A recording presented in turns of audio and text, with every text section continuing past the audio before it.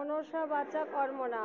আপনি মন দিয়ে যেটা করবেন, আপনি কর্ম দিয়ে যেটা করবেন, বাচা বাচিক বাচিক মুখ দিয়ে যেটা বলবেন, মনসা বাচা কর্ম না, সেটা যদি সত্য হয়, তারা এটা কথা বলছি, মনসা বাচা কর্ম না, এটা হচ্ছে ভক্ত ও ভগবতের কথা।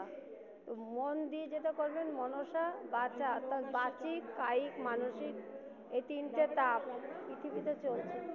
রাধে রাধে। একটু প্রসাদ নিয়ে এসে হরি গুণগীতি গাও, নীতি নীতি অন্য গান তুমি গেও না। ওই তুলসীটা দেখো না, তুলসী তুলসী তুলসী তুলসী হরি গুণগীতি গাও, নীতি নীতি অন্য গান তুমি।